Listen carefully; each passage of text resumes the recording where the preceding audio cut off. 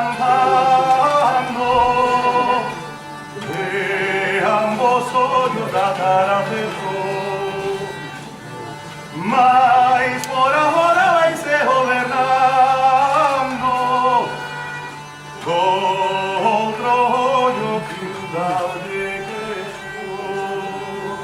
Todas estas cosas pasaron y a mí, morrendo no guillo do Señor Abad, amo asirando, yo abade rezando, cantigas de amor y algunas de escarnio. Como solfeo e falco de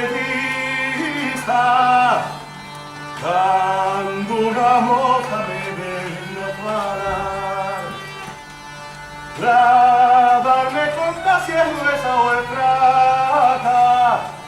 teño por forza que as mansa pegar, e teño observado que as hai que se rin, e outras máis pouquiñas que coxen de min, amor parte delas derrampolas nais, ou chaman baixillo que acheganse máis. Ana Marica quedouse soliña, ando pra Cuba seu home marchou, e tal disgusto pillou a rapaza, que gravemente a coitada enfermou,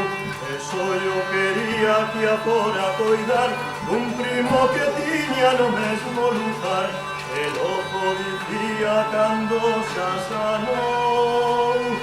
gracias ás freguiñas que o Manuel me dou.